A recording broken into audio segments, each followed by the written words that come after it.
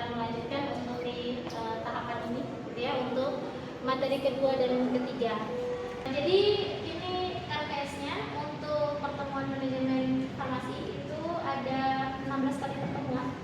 Jadi RPS ini sudah divalidasi, sudah disahkan oleh pimpinan kami. Saya kebetulan sebagai pengembang SPS-nya, koordinator mata kuliah, dan praktikumnya adalah saya. Ini disahkan oleh Ibu Kapolri kami, Ibu Siti Rahmawati. Ada capaian pembelajaran, ada CPL 1, kemudian CPL 3, CPL 6, CPL 8, CPL 9 dan CPL 11. Kemudian ada sub CPMK-nya.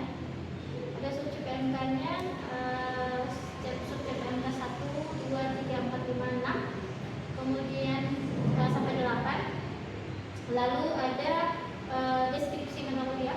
Jadi mata kuliah ini adalah salah satu mata kuliah wajib tentang dasar-dasar ilmu manajemen farmasi. Kefarmasian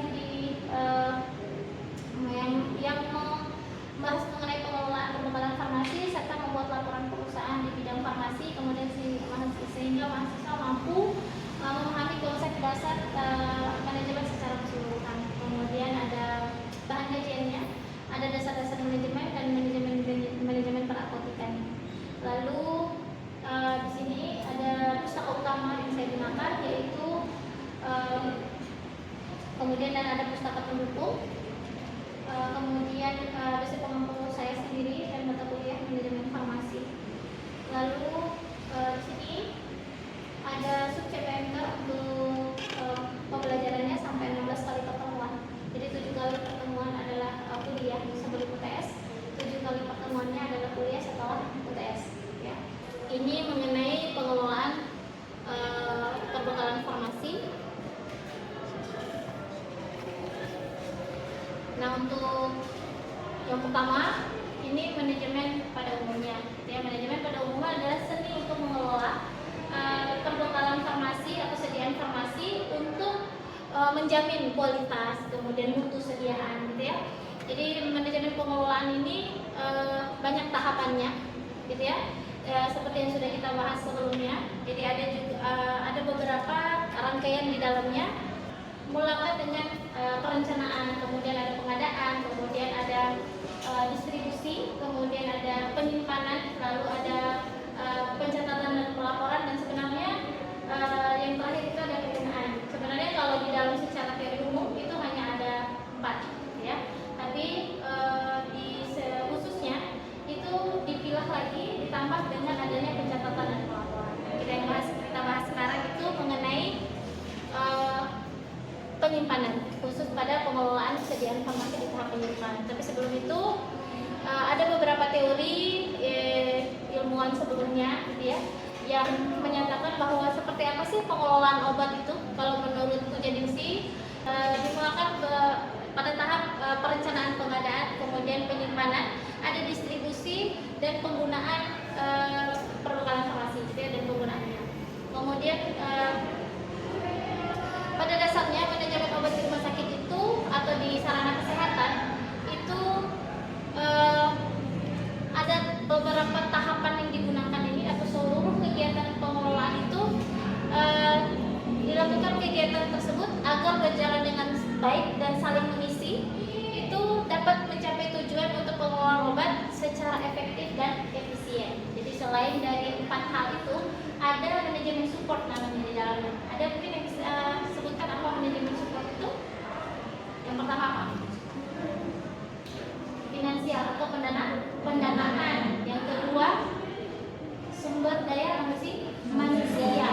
Yang ketiga adalah sistem informasi manajemen. Jadi 3 hal ini adalah yang menjadi motor, ibaratnya sebuah kendaraan.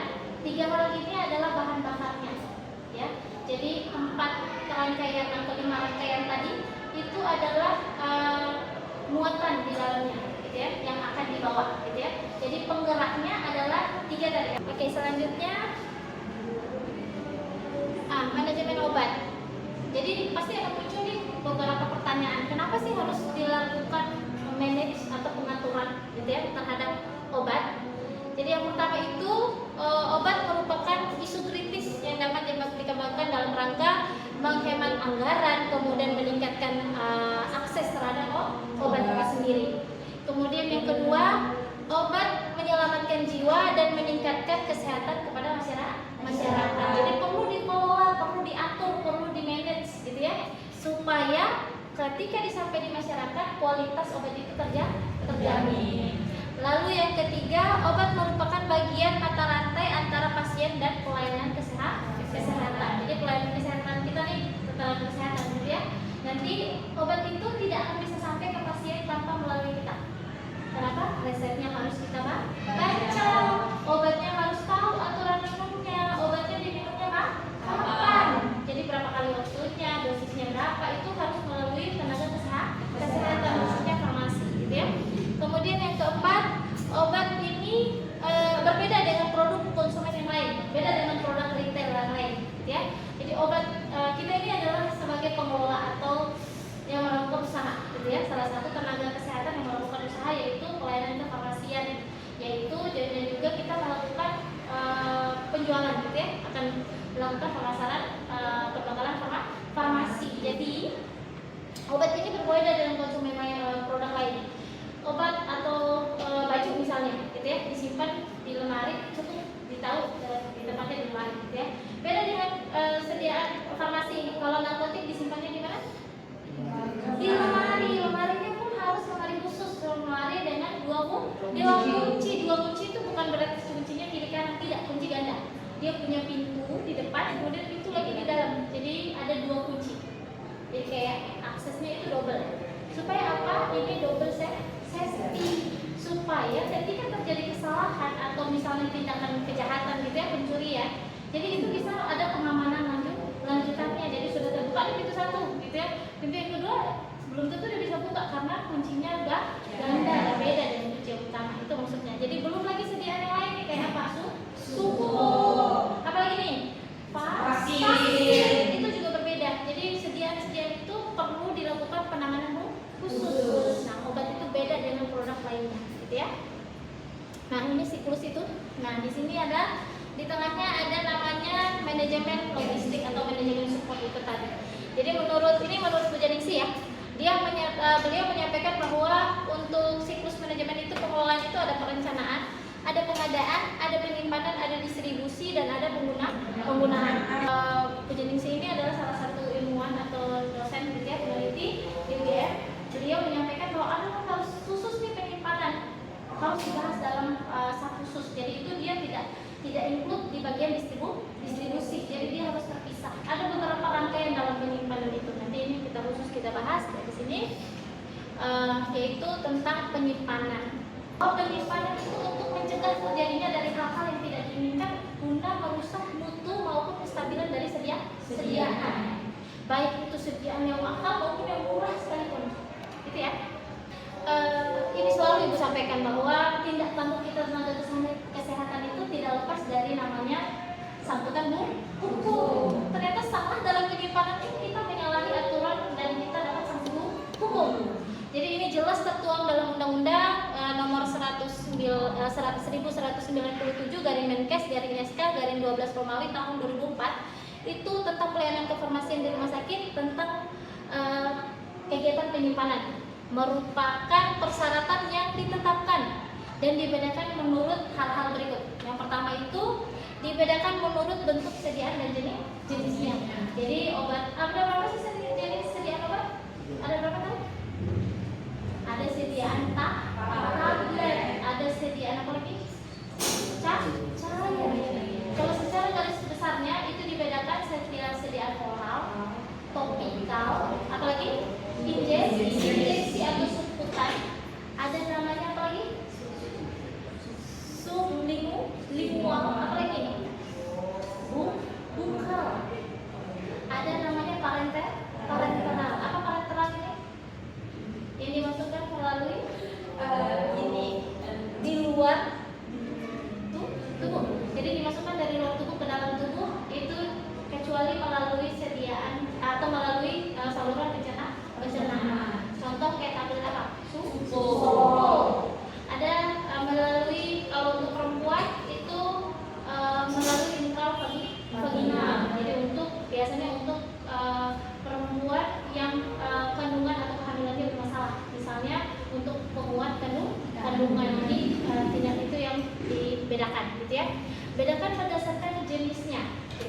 obat dengan obat, alat kesehatan dengan alat kesehatan. Kemudian obat lagi dipisah lagi antara obat lainnya, sediaan padat dan sediaan cair dipisah. Kemudian obat yang diminum atau obat oral dengan obat topikal dipisah. Walaupun obat cair itu tidak menutup kemungkinan bisa jadi itu juga untuk obat luar, gitu ya, makanya dipisah.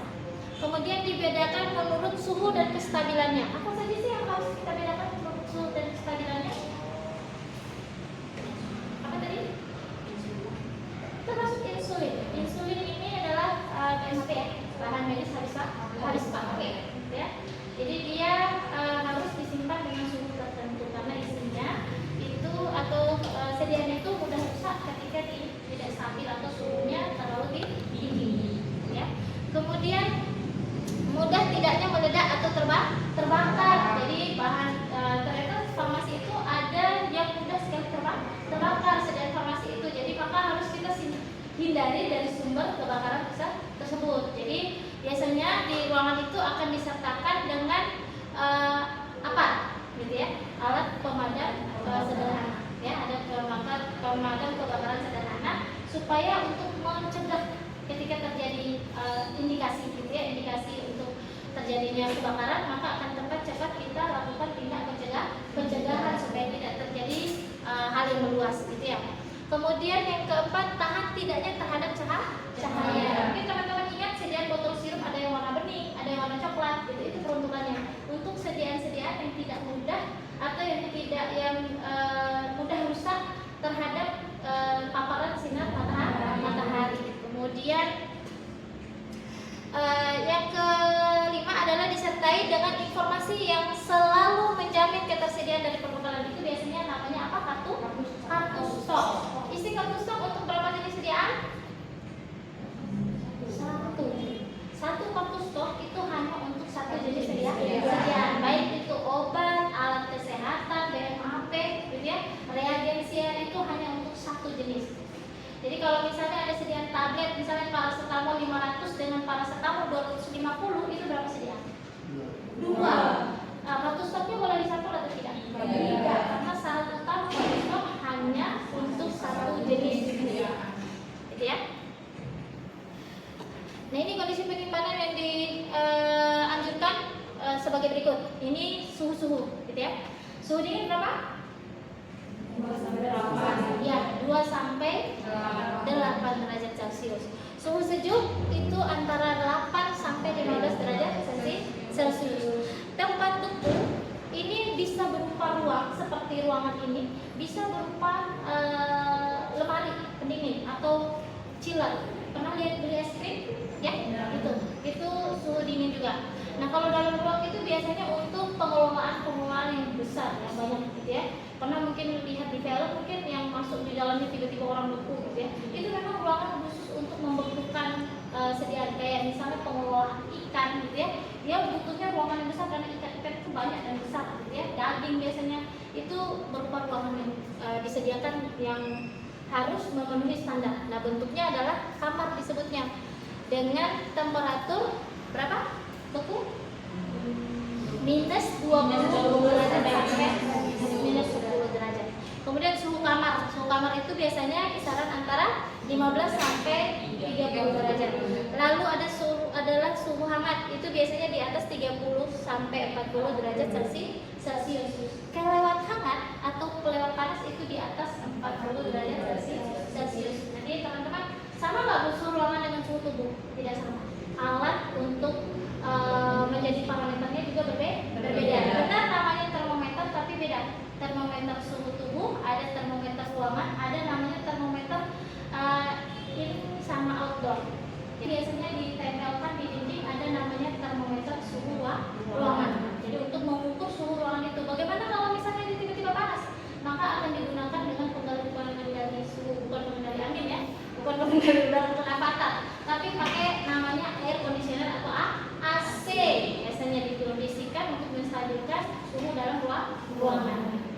Kemudian, nah ini kondisi-kondisi penyimpanan, ini contoh-contohnya. Ini sebenarnya real ya, bukan ada di internet atau di Google, ini memang ada di lapangan. Ini adalah di instalasi farmasi kesehatan dan ini contoh penyimpanan di puskesmas. Kenapa di instalasi farmasi kesehatan? Karena di sana sediaan obat banyak. Makanya disimpan sedemikian rupa supaya bisa dikendalikan dengan baik. Nah, ini contohnya. Jadi ini adalah box-box obat tablet. Jadi ini obat tablet disimpan gitu ya, dibedakan. Antara satu di sela-sela yang warna-warna orange ini adalah kartu stoknya. Jadi kartu stok itu ada dua, kartu stok elektronik dan juga kartu stok manual. Penting nggak ya kartu stok ini? Penting. Untuk apa? Ya, mengecek ketersediaan obat. Yang paling penting adalah untuk mengendalikan sediaan. Jadi kalau misalnya hampir kurang, kita ada. Kemudian yang di sini ini penyimpanan di puskesmas. Kalau teman-teman perhatikan, walaupun obatnya sedikit, tapi tetap dia lakukan pemisahan. Kenapa yang besar di atas, Bu? Itu kan botol infus dia besar-besar, gitu ya. Kenapa yang kecil-kecil malah di bawah? Bedanya yang di atas ini dari plastik, yang di bawah ini dari kaca. Logikanya kenapa? Itu antisipasi terjadinya kerusakan. Tujuh bilang ya, gempa bumi, bergetarlah semua turun jatuh. Yang paling resiko pecah kalau di kondisinya di atas apa?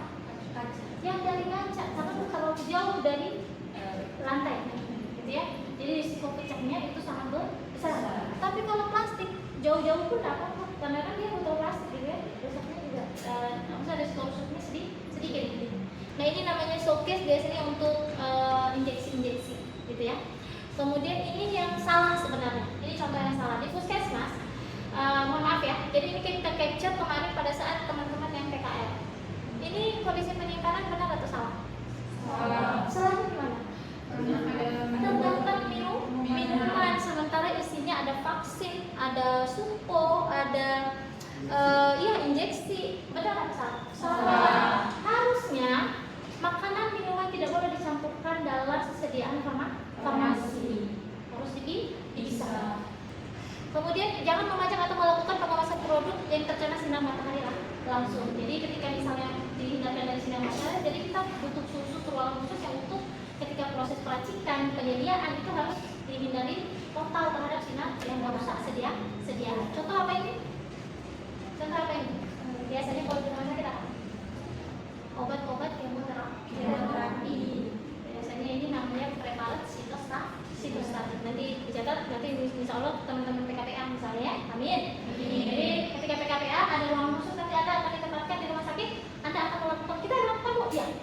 Jadi kita akan melakukan percobaan gitu ya. Kalau kita kan lab ya, di rumah sakit kita akan dikasih kewenangan didampingi tetap yang tanggung jawabnya untuk pengelolaan ini. Sediaan salah satunya adalah preparat yang sudah rusak terhadap sinar matahari gitu dia untuk kemoterapi gitu ya. Lalu selanjutnya tata cara penyimpanan. Jadi harus yang pertama menyimpan obat itu ada pengaturannya ya. Harus berdasarkan apa tadi? Jenis bentuk sediaan. Jenisnya adalah ini obat apa? Obat oral kah? Obat topikal kah? Atau alat kesehatan kah? Atau BMAP kah? Itu harus dipisah. Kemudian berdasarkan dari bentuk sediaan. Lalu diurut lagi berdasarkan alfabetis. Kadang itu diurutkan dulu berdasarkan kelas terapi. Apa? Misalnya obat apa nih? Golongan obat antibiotik, semuanya antibiotik, semua disimpan. Apalagi obat-obat apa lagi? Ya, obat dengan misalnya untuk penyakit hipertensi, DR itu semua. Biasanya kalau di PBF lain lagi teman-teman. Jadi di PBF itu dipisahkan dulu berdasarkan pabriknya. Pengaturan itu boleh fleksibel ya, boleh berdasarkan tepatnya tanpa mengurangi kaidah penyimpanan, tanpa menyalahi aturan. Nah, kedua itu ada penerapan sistem FIFO dan PEPO. Apa FIFO PEPO? Ya, betul. Jadi first out dan first out. Jadi ini sangat dianjurkan karena telah diteliti gitu ya bahwa manfaatnya sangat baik. Ada Bu yang pakai salah satunya atau salah duanya? Ada juga. Ada yang hanya menggunakan salah satunya, ada yang menggunakan kedua-duanya. Manfaatnya mana yang lebih baik? Semuanya baik. Tergantung dari sarana yang mau menggunakannya. Lebih memilih menggunakan salah satunya atau salah duanya. Lalu obat-obat yang sudah diterima disusun dengan baik, kemudian dipastikan cocok sama gitu ya, sesuai dengan yang peruntukan untuk penyimpanannya. Misalnya obat yang dalam suhu dingin maka disimpan di selajari pendingin gitu ya. Suhu atau di lemari atau di penyimpanan rak biasa maka akan disimpan di rak yang biasa gitu ya. Kemudian pemindahan, ketika dilakukan pemindahan itu harus dengan hati-hati supaya terhindar dari obat itu pecah atau rusak. Biasanya ini untuk sediaan-sediaan ini loh yang berupa kaca gitu ya, kayak ada ampul, vial itu kan berupa kaca ya, jadi nggak boleh dilempar gitu ya, nggak boleh dibatin, nah itu akan berisiko terjadinya kerusakan. Kemudian golongan antibiotik harus disimpan dalam wadah yang tertutup rapat, terhindar dari cahaya matahari dan disimpan di tempat yang kering. Kemudian ada vaksin serum itu tadi yang dijelaskan ya, harus disimpan sesuai dengan suhu yang ditentukan ya, atau disimpan di dalam lemari pendingin. Lalu bentuk atau tablet salut disimpan dalam wadah yang tertutup rapat dan juga kestabilannya pengambilannya harus menggunakan sendok. Kenapa? Kalau pakai tangan aja? Ini tablet salut. Karena tangan kita umumnya lembab, biasanya lengket. Teman-teman ingat mungkin waktu kita bikin kartu dulu, di pakai talkum di farmasi dikasihkan kan? Nanti di balurin dulu tangannya pakai talkum, baru nanti pegang sediaannya ya, supaya itu tidak lengket. Atau kita pakai handstone misalnya, supaya itu terhindar karena kelembaban, gitu ya, dihindar dari takutnya ada lembab. Nah, kemudian untuk obat yang mempunyai waktu kadaluarsa ditulis pada luar kemasan dus dengan menggunakan spidol. Teman-teman kan kadang itu ada obat yang diambil setengahnya, gitu ya. Jadi botol aslinya kita kasih nih, nah botol yang hasil penjualannya biasanya kita masuk dalam wadah tertutup lain. Nah kita tuliskan nama obat sama expired date supaya kita tahu nih obat yang diambil kemarin itu bahwa sisanya masih ada disimpan dengan baik. Jadi misalnya berikan setengahnya, kan kadang kita ada di resep ya, DIJ misalnya. Nanti maka setengah dari sekian itu yang ada dalam kemasan salah satu botol isinya sekian tablet misalnya, botol kemasan aslinya yang kasih ke pasien, sisanya nanti pada saat pasien mau tebus lagi boleh nih dikasih tahu, bisa dibawa lagi botolnya ya untuk diisi diambil sisa dari obat. Ya, jadi kita simpan obatnya dengan baik ya. Nanti bisa dibaca untuk cairan. Nah ini syarat penyimpanan, ini contoh syarat penyimpanan untuk sediaan yang berupa karton ya, yang tumpuan. Ini kalau teman-teman lihat di bawah di palet, kenapa di sanggah atau di palet? Karena tujuannya di sanggah atau di palet dikasih alas di bawahnya. Apa? Untuk menghindari lembab atau menjaga kestabilan suhunya supaya terhindar dari kelembaban di area bawah atau dari lantai. Di atas pun sama teman-teman, itu dikasih jarak atau batas atas supaya tidak terlampau kena dengan atap atau plafon, supaya terhindar dari suhu yang terlampau panas dari atas. Kemudian dinding samping kiri kanan pun sama. Jadi obat yang benar itu tidak boleh menyentuh di dinding atau maupun dari samping kiri kanan atau muka belakang, itu tidak boleh, supaya terhindar itu tadi dari kelembaban suhu yang tidak stabil dari misalnya dinding yang terkena langsung sinar matahari. Jadi ada juga celah di sana supaya ketika kita sebagai petugas pengambilan sediaan itu mempermudah supaya tidak terlalu bergesekan dengan sediaan yang lainnya, ya. Kemudian di sini teman-teman lihat ada orang yang sedang melakukan pengecekan, ada yang bisa tahu atau ceritakan ini lagi ngapain dia? Pemastian sediaan bahwa benar nggak nih di sediaan ini, penataannya sudah benar nggak nih disimpan, dia cek lagi nih benar nggak expired dose-nya dengan data yang dikirimkan oleh distributor misalnya, bahwa ini nama obatnya A, expirednya tanggal sekian sampai tanggal sekian, kemudian ditumpuknya benar nggak dihadap sisi ke atas semua gitu ya, kemudian sama nggak sediaan yang satu dengan yang lainnya, terus tumpuannya walaupun nama obatnya sama nih, misalnya apa ya, sirup paracetamol dengan paracetamol tablet, walaupun sama-sama paracetamol tapi bentuk sediaannya berbeda, maka tumpuannya nggak boleh sama, jadi dia pun harus dipisah tempat penyimpanannya, gitu ya.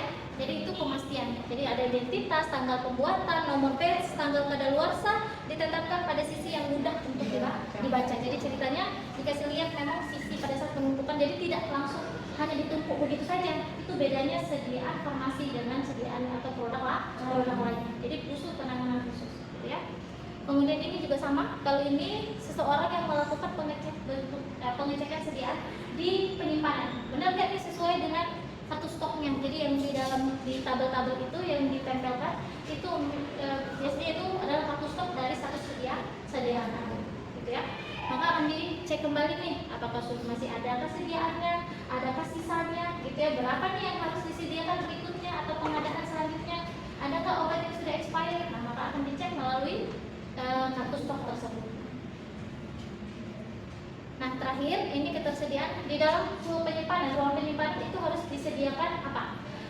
Kotak P3K untuk mencegah terjadinya kecelakaan dari pertolongan pertama terhadap penderita kecelakaan, gitu ya. Jadi tidak menutup kemungkinan di tempat gudang itu ya, bukan hanya di jalan raya terjadi kecelakaan, tapi dimanapun itu ada risiko pekerjaan. Jadi mungkin tertimpa juga ya dos atau tertimpa sediaan, mungkin kemudian lecet, kemudian jadi yang umumnya yang bisa ditolong atau dilakukan pengobatan sederhana, gitu ya. Biasanya itu disediakan kotak P3K. Kemudian ini juga ada apa? Disediakan untuk penanganan kebakaran atau alat pencegah terjadinya kebakaran. Jadi itu syarat untuk narkotik psikotropis, tempatnya harus khusus. Kemudian ada lemari khusus dipisah antara obat dan alat kesehatan. Kemudian sama BMHP, gitu ya. Harus ada lemari 2 pintu, kemudian kuncinya harus dipegang oleh apoteker. Kemudian untuk narkotika yang terbuat dari bahan yang kuat itu tidak boleh digeser kemana-mana, itu harus raknya standby di situ. Maksudnya dia tadinya kan syaratnya tidak boleh nempel dengan dinding, gitu ya. Tapi kalau narkotika, lemari narkotika itu tidak boleh digeser, jadi dia harus takat di dinding. Makanya dia di dalam itu dia ada space antara sekat lagi antara dinding dari lemari luar dengan di dalam itu pasti ada perantara untuk mencegah kerusakan dari kelembaban di dinding. Jadi tapi dia kenapa begitu? Karena kadang narkotik itu di setiap sarana tidak banyak, sediakannya sedikit, makanya tidak mungkin disediakan lemari yang besar, gitu ya. Makanya kalau misalnya kayak wadahnya kecil, kayak lemari kecil itu kalau orang mau rapat tinggal ngambil aja, gitu ya, lemari yang bawah dan nanti tinggal dirusak atau mungkin di mana di luar, gitu ya. Nah makanya untuk menghindari itu makanya dia harus menempel di dinding. Oke, terakhir ini juga sama ya, penyimpanan ini yang bentuk contoh di sarana itu kecil. Ini kayak di satu lemari, di dalamnya ada lemari lagi. Ini untuk penyimpanan narkotik. Ini ceritanya mahasiswa saya minta suruh capture dong bagaimana sih penyimpanan narkotika di puskesmas seperti ini, Bu. Oh dia di situ ini ceritanya OKT, OT gitu ya, prekursor di luar, tapi untuk narkotik psikotropiknya di dalam lemari, Bu. Dikunci, kemudian itu dia nempel di dalam. Oh jadi tidak disediakan space yang besar, gitu, karena kan sediaannya memang sedikit, gitu. Itu cuma berapa 2-3 box, karena penggunaannya memang sedikit, gitu ya. Ini sampai di sini. Mungkin teman-teman ada yang mau ditanyakan? Ada yang belum paham mungkin? Dari penyampaian Ibu yang panjang kali lebar tadi, mudah-mudahan ada. Oke, terima kasih untuk kesediaan waktunya, teman-teman. Terima kasih untuk telah hadir pada kuliah hari ini. Apapun yang saya sampaikan mungkin ada yang secara tidak sengaja maupun disengaja yang menyinggung perasaan, saya mohon maaf. Harapan saya adalah ilmu yang saya sampaikan atau informasi yang saya sampaikan bermanfaat, gitu ya. Mudah-mudahan jadi amal jariah saya maupun Anda tanpa mengurangi pahala dari salah satu, gitu ya. Tetap sehat dan semangat, tetap waras. Dengan